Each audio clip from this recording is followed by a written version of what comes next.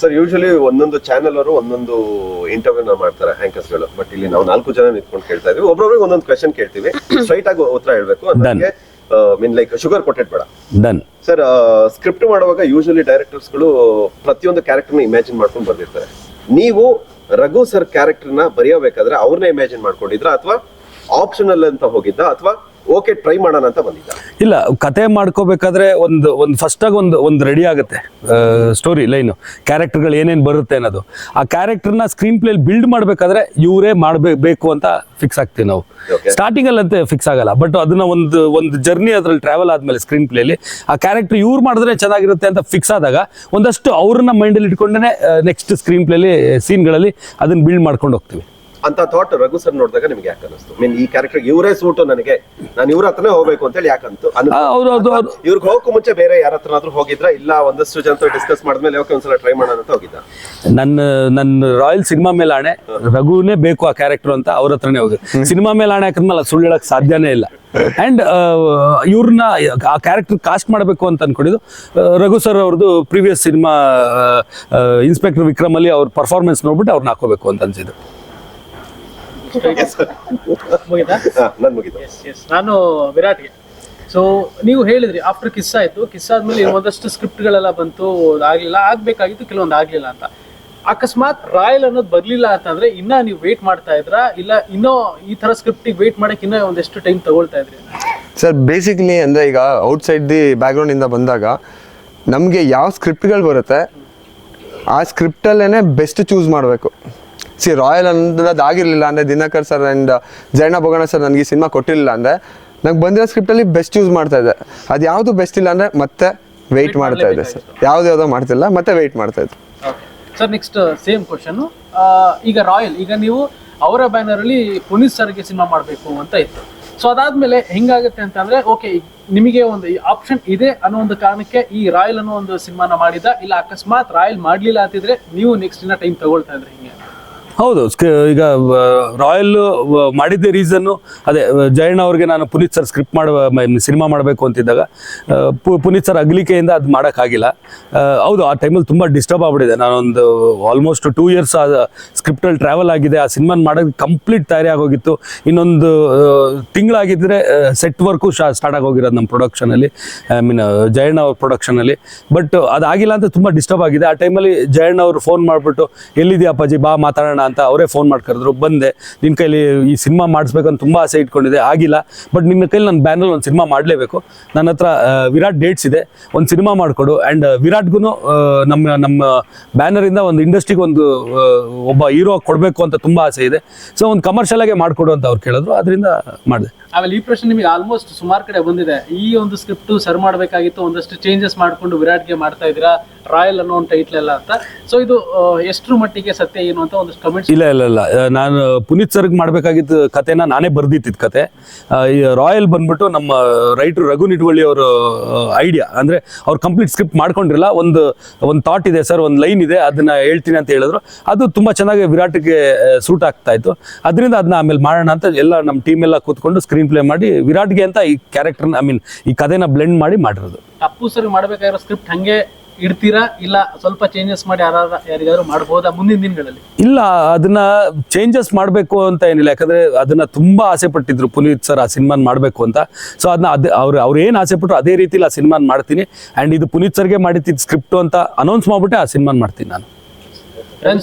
Raghu sir, ನನ್ನ ಪ್ರಶ್ನೆ ನಿಮಗೆ, ಎಷ್ಟೋ ಸಲ ನಿಮ್ಮ ಪಾತ್ರಗಳನ್ನ ಸಿನಿಮಾದಲ್ಲಿ ನೋಡ್ಬೇಕಾದ್ರೆ ಕೆಲವೊಂದ್ಸಲ ನಿಮ್ಮ ಲುಕ್, ನಿಮ್ಮ ವಾಯ್ಸ್ ಅಷ್ಟೇ ಇಷ್ಟ ಆಗಿರುತ್ತೆ, ಬಟ್ ಈ ಕ್ಯಾರೆಕ್ಟರ್ ಇವ್ರು ಮಾಡಬಾರ್ದಿತ್ತಲ್ವಾ, ಇವ್ರಿಗೆ ಇನ್ನೂ ಪೊಟೆನ್ಷಿಯಲ್ ಇರೋವಂಥ ಕ್ಯಾರೆಕ್ಟರ್ ಕೊಡ್ಬೋದಿತ್ತು ಅಂತ ನಮಗೆ ಕೆಲವೊಂದ್ಸಲ ಅನಿಸಿದೆ.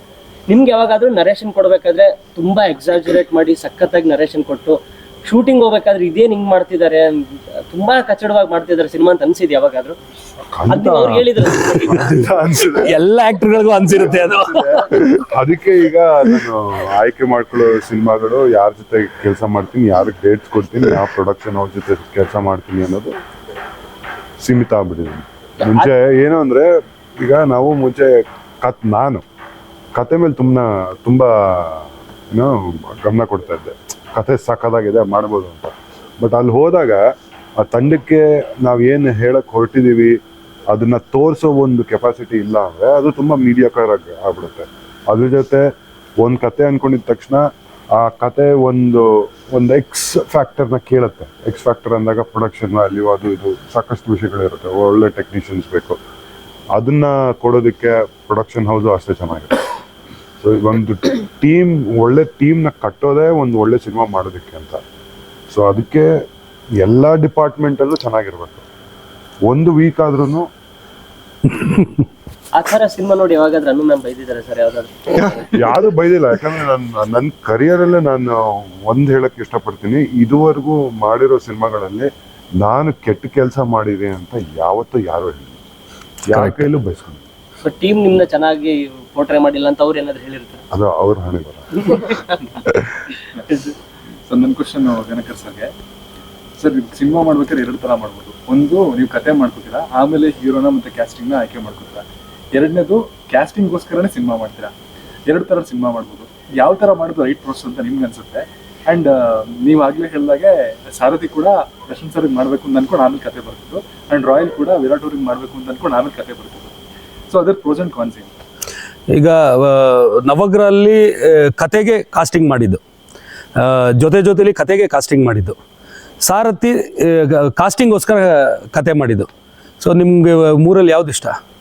ನನಗೆ ನವಗ್ರಹ ಇಷ್ಟ. ನವಗ್ರಹ ಇಷ್ಟ. ಬೇರೆ ಸಿನಿಮಾಗಳು ಬೇರೆಯವ್ರಿಗೂ ಇಷ್ಟ ಆಗಿದೆ ಅಲ್ವಾ? ಸೊ ಜನ ಮೆಚ್ಚಿದ್ದಾರೆ 3 ಸಿನಿಮಾನು. ಸೊ 2 ಪ್ರೋಸೆಸ್ಸು ಕರೆಕ್ಟೇ. ಓಕೆ, ಚೆನ್ನಾಗಿ ಸಿನಿಮಾ ಮಾಡ್ಬೇಕನ್ನೋದು ಪ್ರಯಾರಿಟಿ ಅಷ್ಟೇ. ನಮ್ಮ ಸಿನಿಮಾನು ಹಂಗಾರೆ ಸಾರಥಿ ಅಷ್ಟೇ ಹಿಟ್ಟಾಗ್ಲಿ. ಇನ್ನೊಂದು ಕ್ವಶನ್ ಇದೆ, ಇದು ದಿನಕರ್ ಸರ್ ಬಿಟ್ಟು ನಿಮ್ಮ 3 ಜನಕ್ಕೆ ಅಂದ್ರೆ ಈಗ ಆಗ್ಲೇ ಕೇಳಿದ ಕ್ವಶನ್ ತರ ಸ್ಕ್ರಿಪ್ಟ್ ನರೇಷನ್ ಕೇಳ್ಬೇಕಾದ್ರೆ ಈ ಸಿನಿಮಾ ವಾವ್ ಸೂಪರ್ ಆಗಿದೆ ಅಂತ ಅನ್ಸುತ್ತೆ. ಆಮೇಲೆ ಸಿನಿಮಾ ಆದ್ಮೇಲೆ ಆ ಸಿನಿಮಾ ಅದಕ್ಕೆ ತಕ್ಕಂಗಿರುತ್ತೆ, ಇಲ್ಲಾಂದ್ರೆ ಒಂದು ಸ್ವಲ್ಪ ಕಮ್ಮಿ ಇರುತ್ತೆ, ಇಲ್ಲ ಒಂದು ಸ್ವಲ್ಪ ಜಾಸ್ತಿ ಇರುತ್ತೆ. ಈಗ ಸಿನಿಮಾ ಇದೆ 24ನೇ ತಾರೀಕು ರಿಲೀಸ್ ಆಗ್ತಾ ಇದೆ. ಸ್ಕ್ರಿಪ್ಟ್ ಟು ಸ್ಕ್ರೀನ್ ಟ್ರಾನ್ಸಿಷನ್ ಹೆಂಗಾಗಿದೆ ಅಂತ ನೀವು 3 ಜನ ಹೇಳ್ಬೋದಾ? ನನ್ನ ಪ್ರಕಾರ ಹೇಳಬೇಕು ಅಂದ್ರೆ ಎನ್ಹಾನ್ಸ್ ಆಗಿದೆ 100%. ನಾನು ನನಗೆ ಕತೆ ಹೇಳಿದಾಗ ನನ್ನ ಕ್ಯಾರೆಕ್ಟರು ಅದ್ರದ್ದು ಫೀಡಿಂಗ್ ಏನಿದೆ ಅದು ಹೇಳಿದಾಗ, ಟೆಕ್ನಿಕಲಿ ನಾವು ಸೆಟ್ ಬಂದು ಅದನ್ನು ಶೂಟ್ ಮಾಡಿರೋದು, ನಾನು ಡಬ್ ಮಾಡಿದಾಗ ಅದನ್ನು ನೋಡಿರೋದು ಸಿಕ್ಕಾಪಟ್ಟೆ ಎಲಿವೇಟ್ ಆಗಿದೆ. I think that is exact film making. ನಾವು ಏನು ಅನ್ಕೊಂಡಿರ್ತೀವಿ ಸೆಟ್ಗೆ ಹೋದಾಗ ಅದನ್ನ ಎನ್ಹ್ಯಾನ್ಸ್ ಮಾಡಲಿಲ್ಲ ಅಂದ್ರೆ ತುಂಬ ಕಷ್ಟ. ಸೊ ಈ ಸಿನಿಮಾಲಿ ನಾನು ನೋಡಿರೋದೆಲ್ಲ ಸಿಕ್ಕಾಪಟ್ಟೆ ಎನ್ಹ್ಯಾನ್ಸ್. ಸಾರಿ ಟು ಇಂಟರ್ವ್ಯೂ, ಏನಕ್ಕೆ ಕ್ವಶನ್ ಕೇಳಿದೆ ಅಂತಂದ್ರೆ, ಬಿಕಾಸ್ ಪ್ರತಿ ಇಂಟರ್ವ್ಯೂ ಮಾಡ್ಬೇಕಾದ್ರೆ ಎಲ್ರಿಗೂ ಅವ್ರ ಸಿನಿಮಾ ತುಂಬಾ ಚೆನ್ನಾಗಿರುತ್ತೆ ಅಂತ ಹೇಳ್ತಿರ್ತಾರೆ. ಬಟ್ ಆಕ್ಟರ್ಸ್ಗಳನ್ನ ಏನಕ್ಕೆ ಕೇಳಿದೆ ಅಂದ್ರೆ ಅದು ಸ್ಕ್ರಿಪ್ಟ್ ಟು ಸ್ಕ್ರೀನ್ ಟ್ರಾನ್ಸಿಷನ್ ಅಷ್ಟೇ ಮಟ್ಟಿಗೆ ಆಗಿರುತ್ತೆ ಅಂತ ಕೇಳಕ್ಕಷ್ಟೇ. ಡೆಫಿನೆಟ್ಲಿ ನನಗೂ ಹೌದು. ನಾನು ಕೇಳಿದಾಗ ಅಥವಾ ನಾನು ಓದಿದಾಗ ಸೀನ್ಸ್ಗಳನ್ನ ಏನಿತ್ತು ನೋಡಿದಾಗ ಡೆಫಿನೆಟ್ಲಿ ಸರ್ ಹೇಳ್ದಂಗೆ ಎನ್ಹ್ಯಾನ್ಸ್ ಆಗಿತ್ತು. ಮೇಕಿಂಗ್ ವೈಸ್ ಆಗಿರ್ಬೋದು, ಅವ್ರು ಏನು ತೆಗ್ದಿದ್ದಾರೆ ಇನ್ನ ನಾನು ಅಂದ್ಕೊಂಡಿದ್ಕಿನ್ನ ಸಖತ್ತಾಗಿ ಬಂದಿದೆ. ಅದಕ್ಕೊಂದು ನಾನೊಂದು ಪಾಯಿಂಟ್ ಆ್ಯಡ್ ಮಾಡ್ತೀನಿ. ಸಂಜನಾ ಅವ್ರು ಹೇಳಿದ್ದಕ್ಕೆ ನಾವೊಂದು ಸೀನ್ ತೆಗಿತಾ ಇದ್ವಿ, ಅದರಲ್ಲಿ ವಿರಾಟು ಸಂಜನನ ಪ್ರಪೋಸ್ ಮಾಡೋದಿತ್ತು. ಅವ್ರ ಸೀನ್ ಅದು ನೋಡಿದ್ರು, ಸೆಟ್ಟಿಗೆ ಬಂದರು. ನಾವು ಅದು ಏನು ಸೆಟಪ್ ಮಾಡ್ಕೊಂಡು ನೋಡ್ಬಿಟ್ಟು ಏನು ಮಾಡ್ತಾ ಇದ್ದೀರಾ ಅಂತ ಅಂದರೆ ತುಂಬ ಕ್ಯೂರಿಯಾಸಿಟಿಯಿಂದ ಕೇಳಿದ್ರು. ನಾನು ಆಮೇಲೆ ಅವ್ರಿಗೆ ಎಕ್ಸ್ಪ್ಲೇನ್ ಮಾಡಿದೆ, ಆ ಸೀನ್ ಡೈಲಾಗ್ಸ್ ಏನಿದೆ ಅದೇ ಇರುತ್ತೆ, ಅದ್ರ ಬಿಫೋರು ಸೀನ್ನ ತೋರಿಸೋ ರೀತಿ ಹಿಂಗಾಗುತ್ತೆ ಅಂದಾಗ ಅಂತ ಹಿಂಗೆ ಅವ್ರು ರಿಯಾಕ್ಟ್ ಮಾಡಿದ್ರು ಹಂಗೇನೆ ಸೀರಿಯಸ್ಲಿ, ಅಂದರೆ ಎಕ್ಸೈಟ್ ಆಗ್ಬಿಟ್ರು. ಸೊ ಅದೇ ನಮ್ಗೆ ಅವೆಲ್ಲ ಅದೇ ಒಂದು ಇದು ಸೂಚನೆ, ಇವ್ರು ಎಕ್ಸೈಟ್ ಆದ್ರೆ ಈ ಸೀನ್ ನೋಡಿದಾಗ ಜನನೂ ಎಕ್ಸೈಟ್ ಆಗ್ತಾರೆ ಅನ್ನೋದು. ಕರೆಕ್ಟ್ ಅಲ್ವಾ ಸಂಜನಾ? ನನಗನ್ಸೋದು ಒಂದು ಸ್ಕ್ರಿಪ್ಟ್ ಆಗಿರ್ಬೋದು ಅಥವಾ ಒಂದು ಕ್ಯಾಮ್ರಾ ಆಗಿರ್ಬೋದು, ಇದೆಲ್ಲ ಒಂದು ಥಿಂಗ್ ಅಷ್ಟೇ. ಅದರಿಂದ ಅದನ್ನು ಹ್ಯಾಂಡಲ್ ಮಾಡೋರು ಇರ್ತಾರಲ್ಲ, ಅವ್ರು ವೆರಿ ಇಂಪಾರ್ಟೆಂಟ್. ಅದನ್ನ ಯಾರು ಹ್ಯಾಂಡಲ್ ಮಾಡ್ತಾರೆ ಅವ್ರು ಕರೆಕ್ಟ್ ಆಗಿದ್ರೆ ಅದೆಲ್ಲ ಕರೆಕ್ಟಾಗಿ ಎನ್ಹಾನ್ಸ್ ಆಗುತ್ತೆ, ಕರೆಕ್ಟಾಗಿ ತಲುಪುತ್ತೆ. ಸೊ ನಮ್ಮ ಸಿನಿಮಾದಲ್ಲಿ ಅದನ್ನು ಹ್ಯಾಂಡಲ್ ಮಾಡಿರೋದು Dinakar Thoogudeep sir and Jayanna production banner. So ಅವರು ನೆಕ್ಸ್ಟ್ ಲೆವೆಲ್ ಹ್ಯಾಂಡಲ್ ಮಾಡಿದ್ದಾರೆ. ಸೊ ನಮ್ಮ ಸಿನಿಮಾ ನೆಕ್ಸ್ಟ್ ಲೆವೆಲ್ ಇದೆ. ನಾನಂತೂ ಈ ವಿಷಯದಲ್ಲಿ ಸಿಕ್ಕಾಪಟ್ಟೆ ಸೆಲ್ಫಿಶ್. ಇನ್ನ 4-5 ಸಿನಿಮಾ ದಿನ ಜೊತೆ ಮಾಡ್ಬೇಕು ಅಂತ ಡಿಸೈಡ್ ಆಗ್ಬಿಟ್ಟಿದೆ. ಥ್ಯಾಂಕ್ ಯು ರಘು, ನನಗೂ ತುಂಬಾ ಖುಷಿ ನಿಮ್ಮ ಜೊತೆ ವರ್ಕ್ ಮಾಡಕ್ಕೆ. ಪರ್ಟಿಕ್ಯುಲರ್ ಆಗಿ ನನ್ನ ಕ್ವೆಶ್ಚನ್ ನಿಮ್ಮಿಬ್ಬರಿಗೆ, ಯೂಶಲಿ ಪ್ರತಿ ಸ್ಟಾರ್ಸ್ಗೂ ಪ್ರೀವಿಯಸ್ ಸಿನಿಮಾ ಹಿಟ್ ಆದ್ಮೇಲೆ ನೆಕ್ಸ್ಟ್ ಸಿನಿಮಾನು ಕೂಡ ಒಂದು ಸ್ಟಾರ್ ಡೈರೆಕ್ಟರ್ ಜೊತೆನೋ ಅಥವಾ ಒಂದು ಒಳ್ಳೆ ಟೀಮ್ ಜೊತೆ ಮಾಡ್ಬೇಕು ಅಂತ ಆಸೆ ಇರುತ್ತೆ. ಸೊ ರಾಯಲ್ ನೀವು ಒಬ್ಬ ಸ್ಟಾರ್ ಡೈರೆಕ್ಟರ್ ಅಥವಾ ಸ್ಟಾರ್ ಪ್ರೊಡಕ್ಷನ್ ಅಂತ ಒಪ್ಕೊಂಡಿದ್ದ ಅಥವಾ ಹೊಸ ಕತೆ ಚೆನ್ನಾಗಿದೆ ಅಂತ ಒಪ್ಕೊಂಡಿದ್ದ? ನಾನು ಆನೆಸ್ಟ್ ಆಗಿ Dinakar sir and the banner ನೋಡಿ ಒಪ್ಕೊಂಡಿದ್ದು ಸರ್. ಓಕೆ, ಸೊ ನಿಮಗೆ ಆ ಟೈಮಲ್ಲಿ ಬಂದಾಗ ಕತೆ ಹೆಂಗಿದೆ ಅನ್ನೋದು ಮ್ಯಾಟರ್ ಇರಲಿಲ್ಲ. ಓಕೆ, ಸ್ಟಾರ್ ಡೈರೆಕ್ಟರ್ ಬಂದಿರೋ ಒಂದು ಸ್ಟಾರ್ ಪ್ರೊಡಕ್ಷನ್ ಇದೆ ಅಂದಾಗ ಓಕೆ ನಾನು ಚೆನ್ನಾಗಿ ತೋರಿಸ್ತಾರೆ ಅನ್ನೋ ಒಂದು ನಂಬಿಕೆಯಲ್ಲೇ ನೀವು ಸರ್ ಅವ್ರ ಹಿಂದಿನ ಸಿನಿಮಾಗಳೇ ಸಾಕಿತ್ತು ನನಗೆ ಪ್ರೂಫ್ ಆಗಿ ಅವ್ರು ಎಷ್ಟು ಸಖತ್ತಾಗಿ ಸಿನಿಮಾ ಮಾಡ್ತಾರೆ ಅಂತ. ನಾನು ಇವಾಗ ಫ್ರೆಶರ್ ನನಗೆ ಅವ್ರ ಅಂಡರ್ ವರ್ಕ್ ಮಾಡಕ್ ಸಿಗುತ್ತೆ ಅನ್ನೋದೇ ಒಂದು ದೊಡ್ಡ ಬ್ಲೆಸ್ಸಿಂಗ್. ಸೊ ನನಗೆ ಬೇರೆ ಕತೆ ಕೇಳಬೇಕು, ಬೇರೆ ಮಿಕ್ಕಿದೇನು ಮ್ಯಾಟರ್ ಆಗಲಿಲ್ಲ. ಮೇ ಬಿ ಅವ್ರ ಮೈಂಡ್ ಸೆಟ್ ಅಲ್ಲಿ ಈ ಕ್ಯಾರೆಕ್ಟರ್ ನ ಬರೀ ಗ್ಲಾಮರ್ ಆಗಿ ಯೂಸ್ ಮಾಡಬೇಕು ಅನ್ನೋ ಮೈಂಡ್ ಸೆಟ್ ಅಲ್ಲಿ ನೀವು ಬಂದು ಕತೆ ಹೇಳಿ. ಅವ್ರ ಹಳೆ ಸಿನಿಮಾಗಳಲ್ಲಿ ಹೀರೋಯಿನ್ಸ್ ನ ಹೆಂಗ್ ತೋರಿಸಿದ್ದಾರೆ, ಹೀರೋಯಿನ್ಸ್ ಕ್ಯಾರೆಕ್ಟರ್ ಎಷ್ಟು ಸ್ಟ್ರಾಂಗ್ ಆಗಿದೆ, ಎಷ್ಟು ಇಂಪಾರ್ಟೆನ್ಸ್ ಇದೆ, ಎಲ್ಲದೂ ನೋಡಿದೆ ನಾನು. ಸೊ ಅವ್ರ ಮೇಲೆ ಅಷ್ಟು ನಂಬಿಕೆ ಇದ್ದಿದ್ಕೇನೆ ಬ್ಲೈಂಡ್ ಆಗಿ ಅವ್ರ ಹೆಸರು ಹೇಳಿದ ತಕ್ಷಣ ನಾನು ಆಲ್ರೆಡಿ ನಾನು ಎಸ್ ಮಾಡ್ತೀನಿ ಅಂತ ಒಪ್ಕೊಂಡಿದ್ದೆ. ಅಂದ್ರೆ ಇದೇ ಒಂದು ಕಥೆನ ಯಾವುದೋ ಒಂದು ಅದೇ ಪ್ರೊಡಕ್ಷನ್ ಹೌಸ್ ಇಂದ ಹೊಸಬ ಡೈರೆಕ್ಟರ್ ಬಂದು ಹೇಳಿದ್ರೆ ಒಪ್ಕೊಂತಿದ್ರ? ಸರ್ ಪ್ರಾಬ್ಲಿ ಅವಾಗ ನಾನು ಕತೆ ಕೇಳಿರ್ತಿದ್ದೆ. ವೆರಿ ಹಾನೆಸ್ಟ್ಲಿ ನಾನು ಕತೆ ಹೊಸಬ್ರು ಬಂದಾಗ ಕತೆ ಕೇಳ್ತೀರಾ? ಹಂಗಲ್ಲ ಸರ್, ಕತೆ ಎಲ್ಲಾ ಸಿನಿಮಾಕ್ಕೂ ನಾನು ಕತೆ ಕೇಳ್ತೀನಿ. ಅಲ್ಲ ಆಬ್ವಿಯಸ್ಲಿ ಈಗ ಈ ಪರ್ಟಿಕ್ಯುಲರ್ ಸಿನಿಮಾಗೆ ವೆರಿ ಹಾನೆಸ್ಟ್ಲಿ ಬ್ಲೈಂಡ್ ಆಗಿ ಒಪ್ಕೊಂಡೆ. ಹೊಸೊಬ್ರು ಬಂದು ಹೇಳಿದ್ರೆ ನಿಜವಾಗ್ಲೂ ಕತೆ ಕೇಳ್ತೀನಿ. ಓಕೆ, ಈ ಗ್ಯಾಪ್ ನಲ್ಲಿ 2 ವರ್ಷ ಗ್ಯಾಪ್ ನಲ್ಲಿ ದಿನಕರ್ ಸರ್ನ ಹೊರತಾಗಿ ಇದರಷ್ಟೇ ಒಳ್ಳೆ ಕಥೆನ ಅಥವಾ ಇದಕ್ಕಿಂತ ಒಳ್ಳೆ ಕತೆ ಸಂಜನಾ ಅವ್ರಿಗೆ ಯಾವ್ದು ಬಂದೇ ಇಲ್ವಾ? ಬಂದ್ರು ಓಕೆ, ಒಂದು ಯಾವ್ದೋ ಒಂದು ಸ್ಟಾರ್ ಟೀಮ್ ಇಂದ ಬಂದಿದೆ ಅಂತ ಹೇಳಿ ಅದನ್ನ ಪೆಂಡಿಂಗ್ ಇಟ್ಟು ಇದನ್ನ ಮುಗಿಸಾದ್ಮೇಲೆ ಆ ಕಡೆ ಹೋಗೋಣ ಅಂತ. ಏನೂ ಅರ್ಥ ಆಗಿಲ್ಲ. ಸ್ಟಾರ್ ಟೀಮ್ ಇಂದ ಬಂದಿದೆ ಸರ್, ಸ್ಟಾರ್ ಡೈರೆಕ್ಟರ್ ಅಥವಾ ಸ್ಟಾರ್ ಹೀರೋ ಪ್ರೊಡಕ್ಷನ್ ಹೌಸ್ ಬಂದಿದೆ. So let complete it. ಅದಾದ್ಮೇಲೆ ಇದನ್ನ ಇಲ್ಲ, ಅವ್ರದ್ದು ಆಲ್ರೆಡಿ 4 ರಿಲೀಸ್ ರೆಡಿ ಇದೆ. ರೆಡಿ ಇದೆ. ನಾನು ಮಾಡ್ತಿರೋ ಆಲ್ಮೋಸ್ಟ್ ಈ ರಾಯಲ್ ಬಿಟ್ರೆ ಎಲ್ಲ ಹೊಸಬ್ರದ್ದು ಮಾಡ್ತಿರೋದು. ಹಯಗ್ರೀವ ಹೊಸಬ್ರದ್ದು, ಮುದೋಳ್ ಮಾಡ್ತಾ ಇದೀನಿ ಹೊಸಬ್ರದ್ದು, ತೆಲುಗುದು ಒಂದು ಮಾಡ್ತಾ ಇದೀನಿ, ಅದು ಹೊಸಬ್ರದ್ದು. ಹೊಸಬ್ರದ್ದು ಮಾಡಲ್ಲ ಅಂತ ಇಲ್ಲ, ಅದೆಲ್ಲ ನೀವು ಪ್ರೀವಿಯಸ್ ಕ್ವೆಶ್ಚನ್ಗೆ ಕತೆ ಕೇಳ್ತೀರ, ನಾನು ಕತೆ ಕೇಳಿ ಚೂಸ್ ಮಾಡ್ಕೋತೀನಿ. ಬಿಕಾಸ್ ಅವ್ರು ಯಾರ್ದು ಪ್ರೀವಿಯಸ್ ವರ್ಕ್ ಏನು ನೋಡಿರಲ್ಲ ನಾವು. ಸೊ ಹಾಗಾಗಿ ಏನು ಮಾಡ್ತಿದೀವಿ ಗೊತ್ತಿರಲ್ಲ ಅಲ್ಲ. ಸೊ ತುಂಬ ಕೇರ್ಫುಲ್ ಆಗಿ ಚೂಸ್ ಮಾಡಬೇಕಾಗುತ್ತೆ. ಸರ್ ಈಗ ರಾಯಲ್ ಅಂತ ಸಿನಿಮಾ ನಾನು ಮಾಡ್ತಾ ಇದ್ದೀನಿ, ಇಷ್ಟು ಒಳ್ಳೆ ಟೀಮ್ ಜೊತೆ ಮಾಡಿದ್ದೀನಿ ಅಂದಮೇಲೆ ನನ್ನ ನೆಕ್ಸ್ಟ್ ಸ್ಟೆಪ್ ತುಂಬ ಕೇರ್ಫುಲ್ ಆಗಿರಬೇಕಾಗುತ್ತೆ. ಹಾಗಾಗಿ ಬ್ಲೈಂಡ್ ಆಗಿ ಒಪ್ಕೊಳ್ಳೋಕ್ಕಾಗಲ್ಲ. ಹಾಗಾಗಿ ನಾನು ಕತೆ ಕೇಳ್ತೀನಿ. ಇದರಲ್ಲಿ ತುಂಬ ಕಾನ್ಫಿಡೆನ್ಸ್ ಆಲ್ರೆಡಿ ಇತ್ತು ಪ್ರೊಡಕ್ಷನ್ ಹೌಸ್ ಆ್ಯಂಡ್ ಡೈರೆಕ್ಟರ್ ಮೇಲೆ. ಆ್ಯಂಡ್ ಕತೆ ಕೇಳೋಷ್ಟು ನಾನು ದೊಡ್ಡೋಳೆ ಅಲ್ಲ, ಅವ್ರ ಡೈರೆಕ್ಷನ್. ಅಯ್ಯೋ ಇಲ್ಲ ಹಂಗಿಲ್ಲ. ಆಕ್ಚುಲಿ ಅಲ್ಲ ಒಂದು ರೆಸ್ಪಾನ್ಸಿಬಿಲಿಟಿ ನಿಮ್ದು, ನಿಮ್ಮ ಕಡೆಯಿಂದ ಒಳ್ಳೆ ಸಿನಿಮಾ ಬರಬೇಕು ಅನ್ನೋ ನಿಮ್ದು ರೆಸ್ಪಾನ್ಸಿಬಿಲಿಟಿ. ಕೇಳೋದ್ರಲ್ಲಿ ತಪ್ಪೇನಿಲ್ಲ, ನಾವು ಹೇಳ್ತಾ ಇದ್ದೀವಿ. ಬಟ್ ಲಕ್ಕಿಲಿ ನೀವು ಕೇಳಿಲ್ಲ ನಮ್ಗೆ ಅಷ್ಟೇ. ಅವ್ರಿಗೆ ಏನು ಅಂದ್ರೆ ನೀವು ಸೆನ್ಸಿಬಲ್ ಒಳ್ಳೆ ಸಿನಿಮಾ ಮಾಡ್ತೀರಾ ಅಂತ ಕಾನ್ಫಿಡೆನ್ಸ್, ನಂಬಿಕೆ ಕಾನ್ಫಿಡೆನ್ಸ್. ಓಕೆ, ನೀವು ಹೇಳೋದು ಸೇಮ್ ಕ್ವೆಶ್ಚನ್ಗೆ ಆನ್ಸರ್. ಸೊ ಈ ಕಥೆನ ಒಪ್ಕೊಂಡಿದ್ದು ಅಲ್ಲ ಅಂದ್ರೆ ನಂದು ಕಂಪ್ಲೀಟ್ ಪ್ರೊಸೆಸ್ ಬೇರೆ ಇತ್ತು ಸಿನಿಮಾ. ಸೊ ನೀವು ಆ ಥರ ಕ್ವೆಶನ್ ಕೇಳೋಕ್ಕಾಗಲ್ಲ ನನಗೆ. ಯಾಕಂದ್ರೆ ಈ ಪ್ರೊಸೆಸ್ ಹೆಂಗಾಯ್ತು ಅಂತಂದ್ರೆ, ದಿನಕರ್ ಸರ್ಗೆ ನನಗೆ ಸಿನಿಮಾ ಮಾಡ್ಬೇಕಂತ ಜಯಣ್ಣ ಸರ್ ಹೇಳಿದಾಗ ನನ್ನನ್ನು ಇಟ್ಕೊಂಡೇನೆ ಸರ್ ನನ್ನ ಪಾಸಿಟಿವ್ ನೆಗೆಟಿವ್ ಎಲ್ಲ ಇಟ್ಕೊಂಡು ಕತೆ ಬರ್ತಿದ್ದು. ಸೊ ಆಬ್ವಿಯಸ್ಲಿ ನಾನು ಆಪ್ಷನ್ ಇರ್ಲಿಲ್ಲ. ಅಪ್ಪಾಜಿ ಎಲ್ಲಿದೆ ಆಫೀಸ್ ಬಾ, ದಿನ ನಿಂಗೊಂದು ಸಿನಿಮಾ ಮಾಡ್ತಾ ಇದ್ದಾರೆ. Okay sir. ಸೊ ಹೋದ್ಮೇಲೆ ದಿನಕರ್ ಸರ್ ನನ್ನ ನೋಡಿ, actually Dinakar sir first day tense ಆಗ್ಬಿಟ್ಟಿದ್ರು. ಹೋದೆ, ನೋಡ್ಬಿಟ್ಟು ರೈಟರ್ಸ್ ಟೀಮ್ ಎಲ್ಲ ಇತ್ತು, ಇವನ್ ಮೀಸೆಗೆ ಇದು ನಾನು ಹೇಳ್ತೀನಿ. ನಾವೆಲ್ಲ ಕೂತ್ಕೊಂಡು ವರ್ಕ್ ಮಾಡ್ತಾ ಇದ್ವಿ. ಆ ಆಫೀಸ್ಗೆ ಬೋಗಣ್ಣ ಕರ್ಕೊಬಂದ್ರು. ವಿರಾಟ್ನ ಫಸ್ಟ್ ಟೈಮ್ ನಮ್ಮನ್ನ ಮೀಟ್ ಮಾಡೋಕ್ಕೆ ಅಂತ ಕರ್ಕೊಬಂದಿದ ತಕ್ಷಣ ನಮ್ಮ ಟೀಮಲ್ಲಿ ಇರೋರೆಲ್ಲ ವಿರಾಟ್ ನೋಡೋದು ನನ್ನ ಮುಖ ನೋಡೋದು, ವಿರಾಟ್ ನೋಡೋದು ನನ್ನ ಮುಖ ನೋಡೋದು. ಏನಕ್ಕಪ್ಪ ಅಂದರೆ ವಿರಾಟ್ ಫುಲ್ಲು ಒಂದು ಸಿನಿಮಾಗೋಸ್ಕರ ಫುಲ್ 6 ಪ್ಯಾಕ್ ಮಾಡಿ ಫುಲ್ ಸಣ್ಣಕ್ಕೆ ಫುಲ್ ಲೀನಾಗೆ ಫಿಟ್ ಆಗಿದ್ರು. ನಾವು ಆ ವಿರಾಟ್ಗೆ ಮೀಸೆ ಗಡ್ಡ ಎಲ್ಲ ತೆಗೆದ್ಬಿಟ್ಟು ಶರ್ಟು ಚಡ್ಡಿ ಹಾಕ್ಬಿಟ್ಟು ಸ್ಕೂಲಿಗೆ ಕಳಿಸ್ಬೋದು ಥರ ಕಾಣ್ತಿದ್ರು ಆ ಟೈಮಲ್ಲಿ.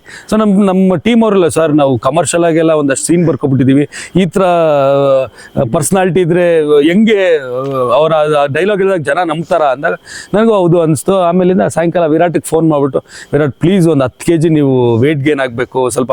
ನಾವು ಬರ್ದಿರೋ ಸೀನಲ್ಲಿ ಡೈಲಾಗ್ಸ್ನ ನರೇಟ್ ಪ್ರೆಸೆಂಟ್ ಮಾಡಿದಾಗ ಜನ ಹೌದು ಎಸ್ ಇವನ ಕೈಲಿ ಆಗುತ್ತೆ ಅನ್ನೋ ಹತ್ರ ಫೀಲ್ ಆಗಬೇಕು, ನೀವು ಒಂಚೂರು ದಪ್ಪ ಆಗಬೇಕು ಅಂತ. ಸರಿ ಅಂತ ಅವ್ರು ಎಷ್ಟು ದಿನ ಟೈಮ್ ಇದೆ ಅಂತ ಕೇಳಿದ್ರು. ನಾನೊಂದು 45 ಡೇಸ್ ಇತ್ತು, 1.5 ತಿಂಗಳು ಇತ್ತು ನಮ್ಮದು ಶೆಡ್ಯೂಲ್ ಸ್ಟಾರ್ಟ್ ಆಗೋಕ್ಕೆ. 45 ಡೇಸ್ ಇದೆ, 30 ಡೇಸಲ್ಲಿ 10 kg ಗೇನ್ ಆಗ್ಬಿಟ್ಟು ಬಂದರು ಅವರು. ಓಕೆ, ಸೊ ನೀವು ಕ್ವೆಶ್ಚನ್ ಟೇಕ್ ಆಫ್ ಮಾಡಿದ್ದಕ್ಕೆ ನಿಮ್ಮೊಂದು ಕೇಳಿ ಸ್ಟ್ರೈಟ್ ಆಗಿ ನನಗೆ ಉತ್ತರ ಕೊಡಬೇಕು. ಪುನೀತ್ ಸರ್ಗೆ ನೀವು ಕತೆ ಮಾಡಬೇಕಿತ್ತು ಜೈನ ಅವರ ಪ್ರೊಡಕ್ಷನ್ ಅಲ್ಲಿ ಅಂತ ಬಂದು ಮಾಡಾಗಿತ್ತು ಕತೆ ಆಗಿ ಓಕೆನ್ ಆಗಿ ಕತೆನೂ ಹೇಳಿ ಅವರೆಲ್ಲ ಒಪ್ಕೊಂಡಿದ್ದು, ಶೂಟಿಂಗ್ ಹೋಗಬೇಕಿತ್ತು. ಲೈಕ್ ಅನ್ಫಾರ್ಚುನೇಟ್ ನಮ್ಮ ಪುನೀತ್ ಸರ್ ನಮ್ಮನ್ನ ತೀರ್ಕೊಂಡ್ರು. ಸೊ ಆಗಿದ್ದಾಗ ಡಿಫಾಲ್ಟ್ ಆಗಿ ನೀವು ಪ್ರೊಡಕ್ಷನ್ ಹೌಸ್ಗೆ ಒಂದು ಕತೆ ಮಾಡಬೇಕು ಅನ್ನೋ ಒಂದು ಕಾರಣಕ್ಕೆ ಇವ್ರನ್ನ ಹೀರೋ ಕೊಟ್ರು ಅಂತ ಹೇಳಿ ಮಾಡಬೇಕು ಅಂತ ಬಂದ್ರೆ, ಓಕೆ ಒಬ್ಬ ಹೀರೋ ಬಂದೇನೆ ನಾನು ಏನೋ ಹೊಸದಾಗಿ ಮಾಡ್ಬೋದು ಅಂತ ಹೇಳಿ ಇವ್ರನ್ನ ಇಲ್ಲ ಆ ಥರ ಆ ಪ್ರಾಜೆಕ್ಟ್ ಮಾಡೋಕ್ಕಾಗದೇ ಇದ್ದಾಗ ನಾನು ತುಂಬ ಒಂದು ಆಲ್ಮೋಸ್ಟ್ ಒಂದು 2-3 ಮಂತ್ಸ್ ಡಿಸ್ಟರ್ಬ್ ಆಗ್ಬಿಟ್ಟಿದೆ. ಅಂದರೆ ಪುನೀತ್ ಸರ್ನ ಕಳ್ಕೊಂಡ್ವಿ, ಅವ್ರ ಜೊತೆಲಿ ಸಿನಿಮಾ ಮಾಡೋಕ್ಕಾಗಿಲ್ವಲ್ಲ, ನನಗೆ ಅದೃಷ್ಟ ಇಲ್ವಲ್ಲ ಅಂತ ತುಂಬ ಬೇಜಾರಾಗೋಗಿತ್ತು. ಬೇಜಾರಾಗಿದ್ದಾಗ ಅವಾಗ ಒಂದಿನ ಜಯಣ್ಣನೇ ಫೋನ್ ಮಾಡಿದ್ರು, ಏನಪ್ಪ ತುಂಬ ದಿನ ಆಯಿತು ನೀನು ಕಾಲೇ ಮಾಡಿಲ್ಲ, ಏನು ಕತೆ, ಬಾ ನಿನ್ನ ಹತ್ರ ಮಾತಾಡಬೇಕು ನಾನು ಅಂತ ಅವ್ರ ಆಫೀಸಿಗೆ ಕರೆದ್ರು. ಸರಿ ಹೋಗಿದ ತಕ್ಷಣ ಒಂದು ರೆಪ್ಯೂಟೆಡ್ ಪ್ರೊಡಕ್ಷನ್ ಹೌಸು ಒಂದು ಸಿನಿಮಾ ಮಾಡಿಕೊಡು ಅಂದಾಗ ಆಬ್ವಿಯಸ್ಲಿ ನಾನು ಒಪ್ಕೊಡೋ, ಯಾಕಂದ್ರೆ ಪ್ರೀವಿಯಸ್ ಮಾಡಬೇಕಿತ್ತು ಅಂತ ಒಪ್ಕೊಂಡಿದ್ನಲ್ಲ. ಸೊ ಅವ್ರಿಗೂ ಮಾಡೋಣ ಅಂತ ನಂಗೆ ಅನ್ಸು. ನಮ್ಮ ಹತ್ರ ವಿರಾಟ್ ಡೇಟ್ಸ್ ಇದೆ, ಸೊ ಒಂದು 5 ಡೇಟ್ಸ್, ಐ ಮೀನ್ 5 ಸಿನಿಮಾ ಮಾಡೋಣ ವಿರಾಟ್ದು ಅಂದ್ಕೊಂಡಿದ್ದೀವಿ. ಸೊ ಟೇಕ್ ಆಫ್ ನೀನೇ ಸ್ಟಾರ್ಟ್ ಮಾಡು, ಒಂದು ಕಮರ್ಷಿಯಲ್ ಆಗಿ ಒಂದು ಸಿನಿಮಾ ಮಾಡು, ನಮ್ಮ ಬ್ಯಾನರಿಂದ ಕನ್ನಡ ಇಂಡಸ್ಟ್ರಿಗೆ ಒಬ್ಬ ಹೀರೋನ ಪ್ರೆಸೆಂಟ್ ಮಾಡ್ತಿದ್ವಿ, ಕೊಡುಗೆ ಕೊಡಬೇಕು ಅಂತ ಅನ್ಕೊಂಡಿದ್ವಿ. ಸೊ ನಿಂಗೇನು ರಿಸ್ಟ್ರಿಕ್ಷನ್ಸ್ ಇಲ್ಲ, ನೀನು ಹೆಂಗೆ ಕಮರ್ಷಿಯಲ್ ಆಗಿ ಯೋಚನೆ ಮಾಡ್ತಾ ಆ ರೀತಿಲಿ ಮಾಡಿಕೊಡು ಅಂದಾಗ ಎಲ್ಲ ಫ್ರೀಡಮ್ ಸಿಕ್ತು, ಬಜೆಟ್ ಲಿಮಿಟೇಷನ್ ಇಲ್ಲ ಅಂದಮೇಲೆ ನಾನು ಮಾಡದೇ ಇದ್ರೆ ನಾನು ದಡ್ಡ ಆಗ್ಬಿಡ್ತೀನಿ.